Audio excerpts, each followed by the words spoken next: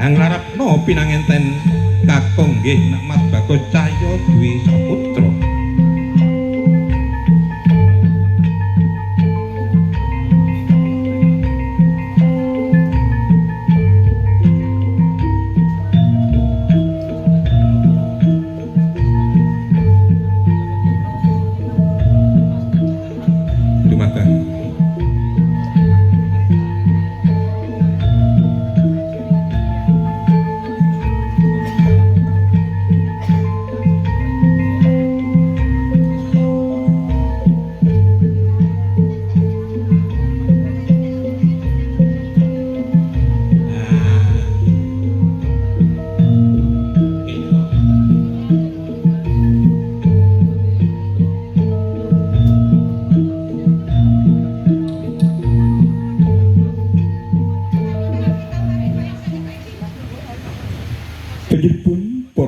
Kakung Saputri ing sakmangke adicara long pinanten wondene pasrah pinangenten kakung nggih putra panjenenganipun Bapa Nurpolis kaliyan Ibu Munira ing sakmangke badhe kasarene dening panjenenganipun Bapa Yai Rama Kyai Fauzan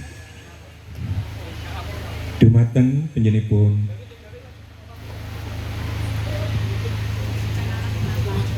dumateng panjenenganipun Bapak Rama Kyai Fauzan mugi keparenga kula aturaken.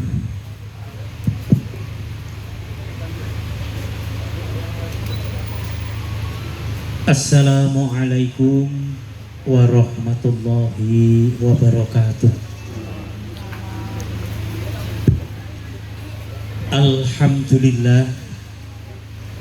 Alhamdulillahilladzi ahalan nikah wa harramas sifah.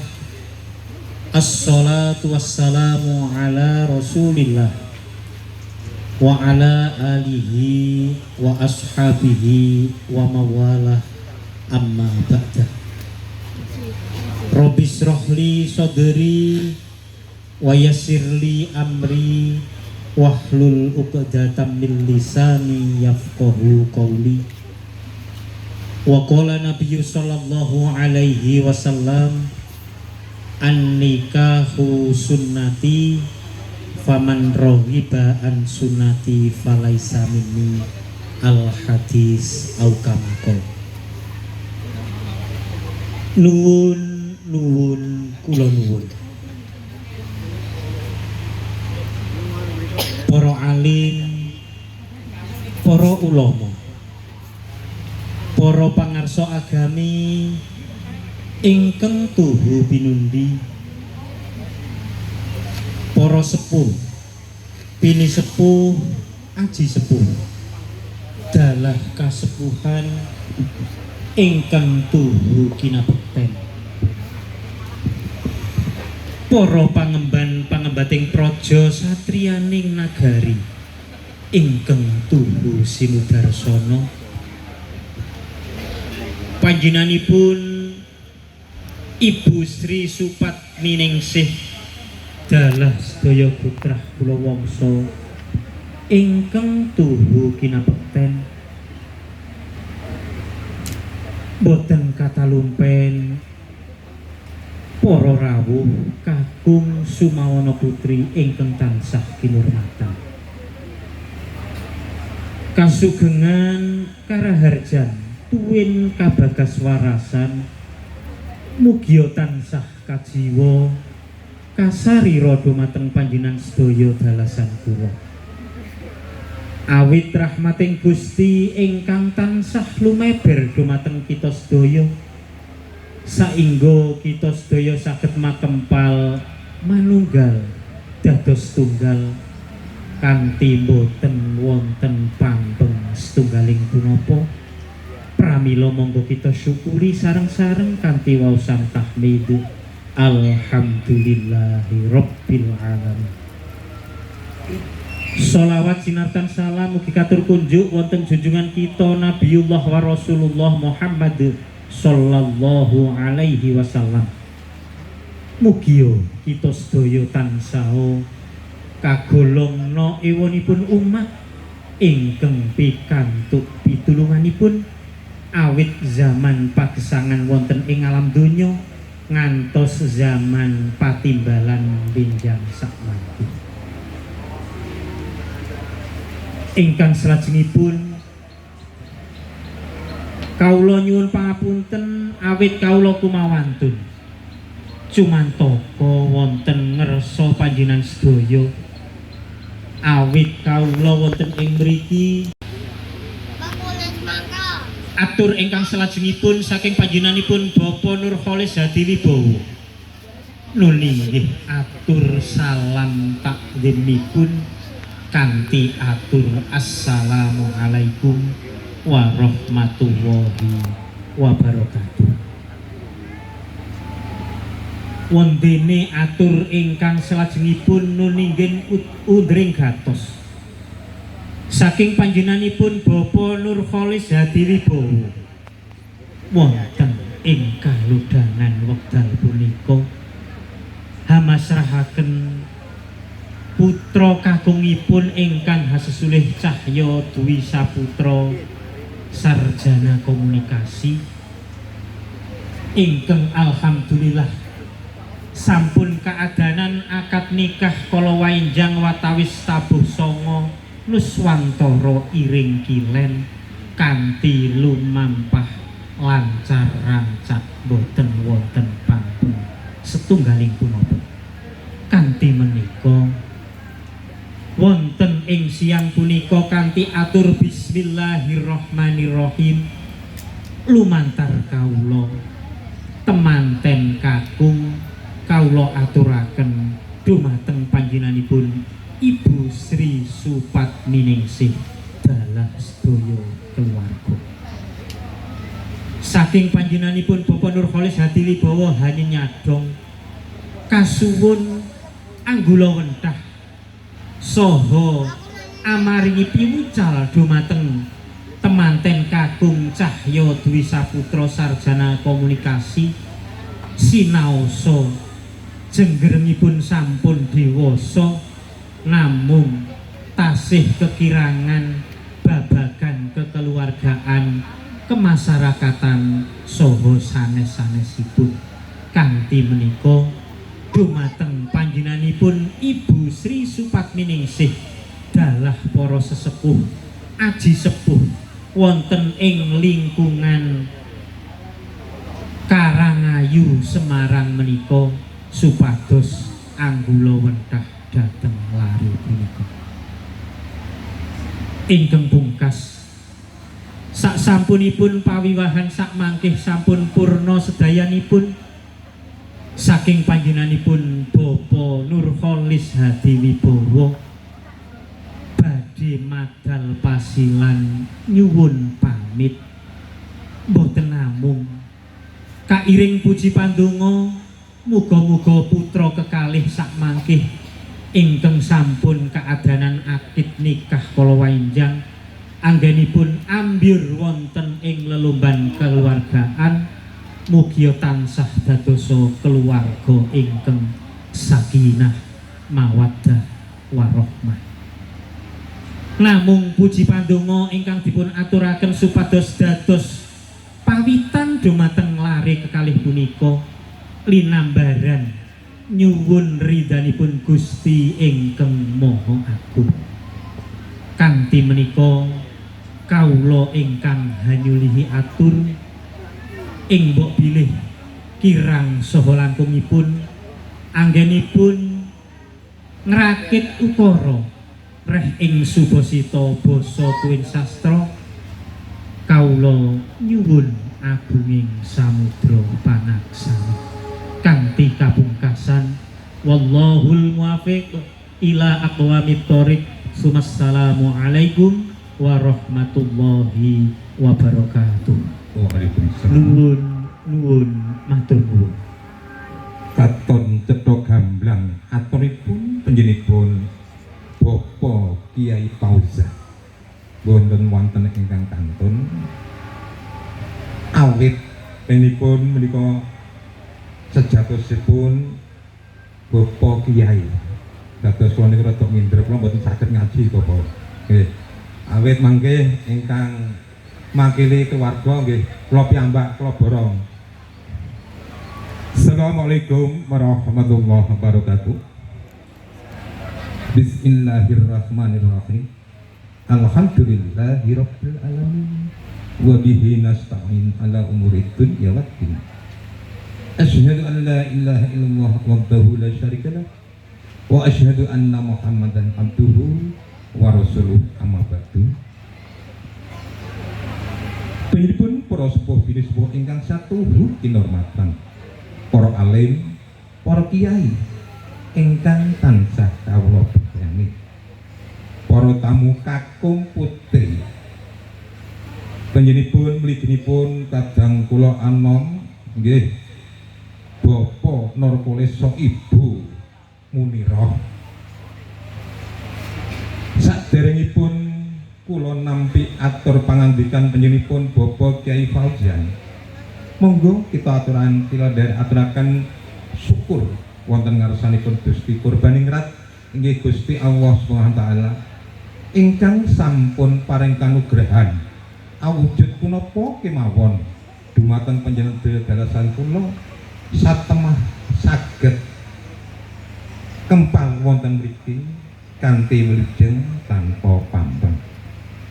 Shalawat salam monggo kita aturaken dumateng titahing Gusti mustikaning jagat nggih junjungan kita Nabi Agung Muhammad Rasulullah sallallahu alaihi wasallam. Bapak Ibu hadirin pertama keluarga saking Sumawana Bandungan, kula badhe paring pawangsulan dumateng kadang kula nggih Bapak Kyai Fauzan sak cekapipun sepisan panjenenganipun Ibu Supatminingsih ngaturaken sugeng rawuh wonten mriki. Cara arepe jane niku ahlan wa salam diturukum. Ingkang angka kalih atur salam taklim panjenenganipun Bapak Fauzan minangka wimbasara saking panjenenganipun Bapak Nurkulis. Kalau sampun dipun aturaken kula mangsuli waalaikumsalam warahmatullahi wabarakatuh. Salajengipun pasrah pinangenten kakung nggih anak Mas Cahya Dwi Saputra sarjana komunikasi putra inggih panjenenganipun Bapak Nurkulis dan Ibu Munirah kula tampi sak cekapipun. Ambok bilih ing mangkih ten mriki nggih kala wau kedah paring napa mawon mangkih Ibu Supatmi badhe paling urang weruh. Tapi sakwangsulipun ambok bilih anak kula Dinda Puspitasari sarjana komunikasi. Ambok bilih ing mangke jumeneng wonten ing Sumawana Bandungan. Awit anak menika tesih timur. Ambok bilih wonten tindak ingkang bintang mugi panjenenganipun Bapak Nurkulis lumantar Bapak Kyai Fauzan mugi parenga hanglempengaken. Mangke wonten atur ingkang lekat mugi keparenga keluarga Bapak Nurkulis hanglersaken ing wasana pinanginten kekalih menika mugi saged nuhuni dawuh-dawuh Gusti Allah. Nggih.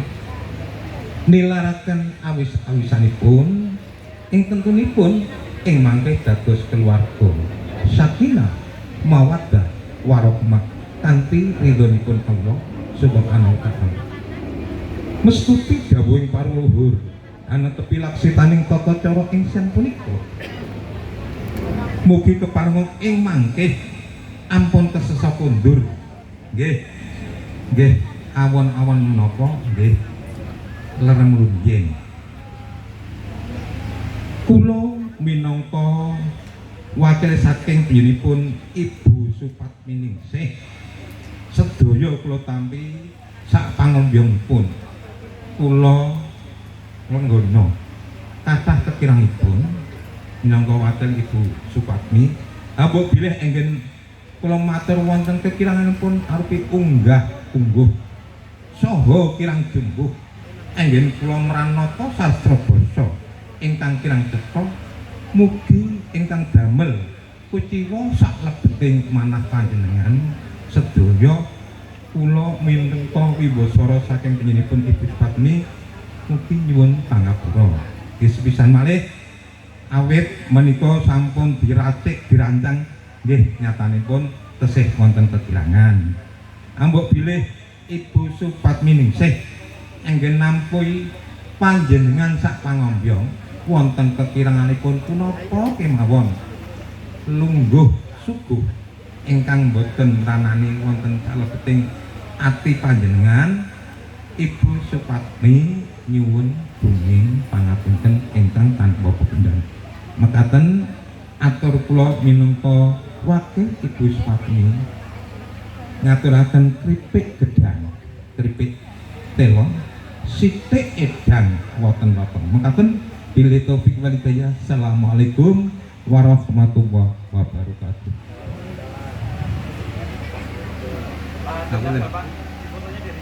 Oh, dari sini. Oh, oh ya.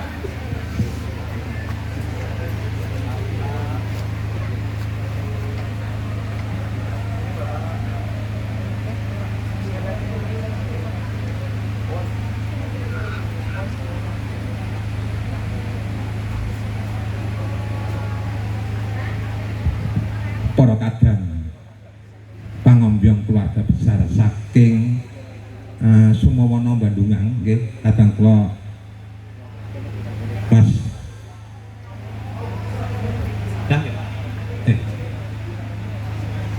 Nurkulis kula aturi pinarak langsung mawon kula aturi dahar apa jenengan antone ketahe mun suwira karuan monggo kula aturi langsung mawon pun boten saewa-ewa langsung kali kula enteng mawon. Udah ora.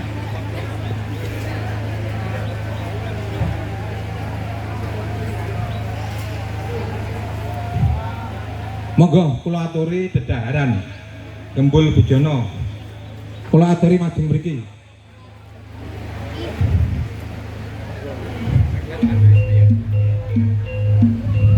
Wos kepareng jengkar saking palganira pinanganten putri daya hanya ketiubian ingkang sampun piniji ing papan piniji samapta aboning upacara katingal kambang kumambanging tripuspa arane tri telu puspa kembang telu cacahe mawar melati miwah kantil.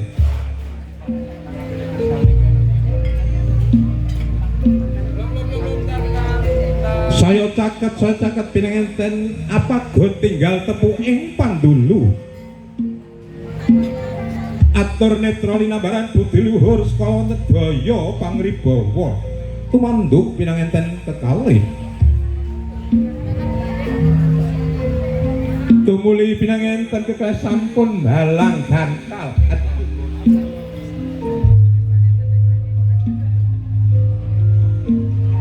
gandal dumadosan saking surah ingkang tinemurose pinalung sulang lawi wenang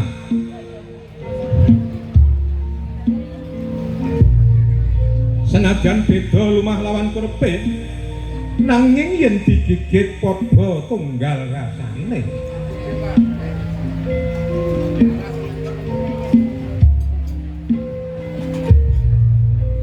pinanganten kekalih sampun manunggal cipta rasa budi miwah karsane beda nanging sami nanging beda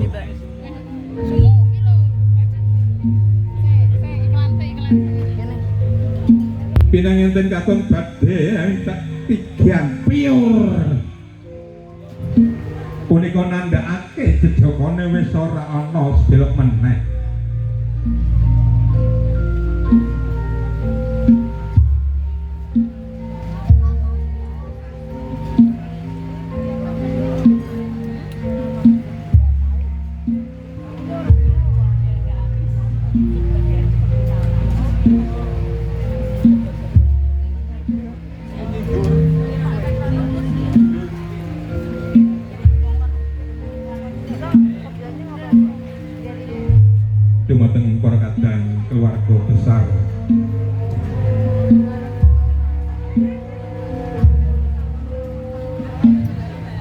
Kolis monggo kula aturi dahar.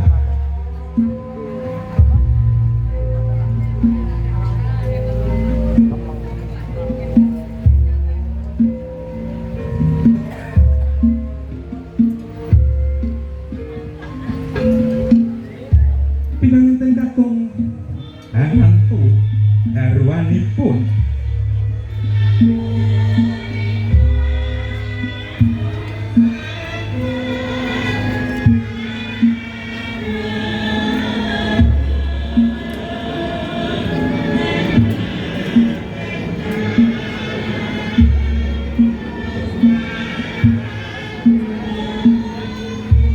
ing samangke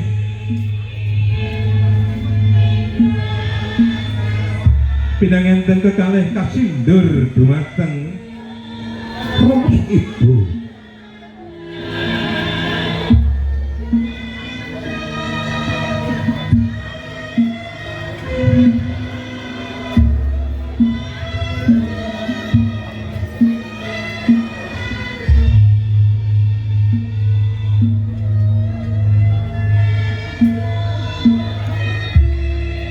pindhahipun Rama Sabya lonongon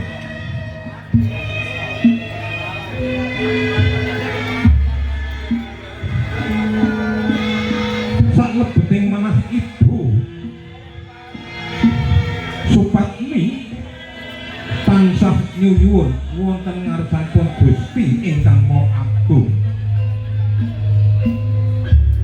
Mugi-mugi kalih menika ing mangke sageta manggih bagya mulya kanthi ridhanipun Allah Subhanahu wa taala. Dumareng kadang bandungan monggo kula aturi langsung mawon.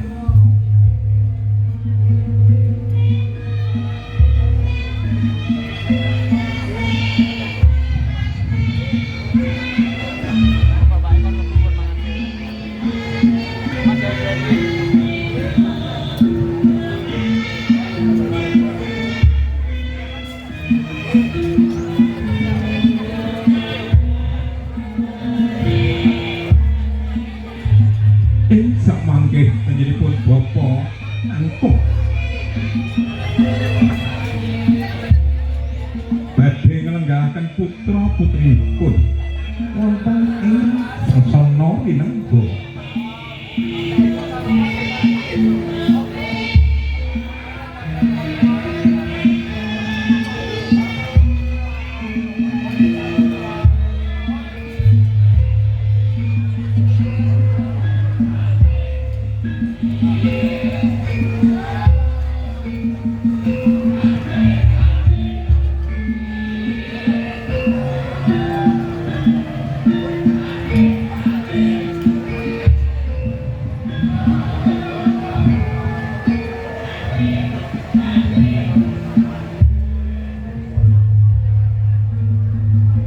Injak mangke badhe kawonten adicara bobot timbang.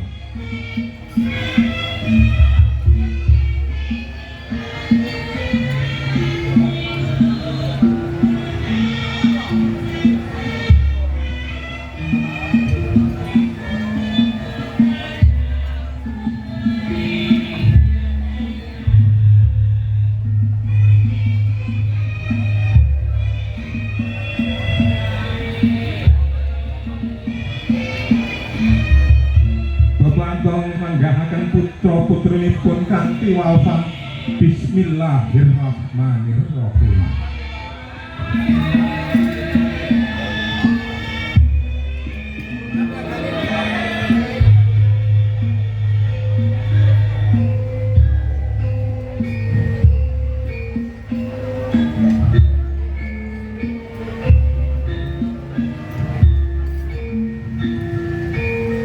Ing samangke badhe wonten adicara kacar pucuk wong liya dadi sedulur dudu sanak dudu kabeh sakniki dadi besanan.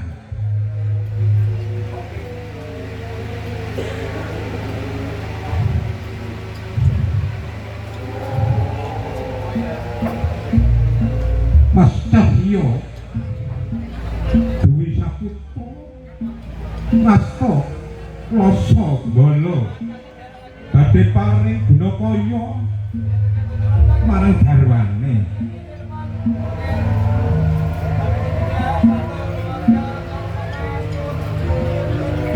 Sok grup yuk ora ana ning kanton.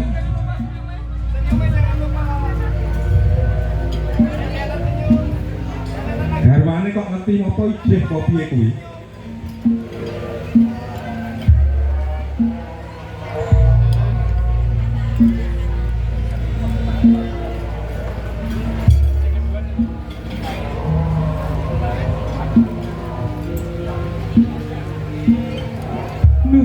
Gunakaya saking kang garwa badhe kepasrahaken dumateng ibunipun inggih Ibu Supat Miningsih.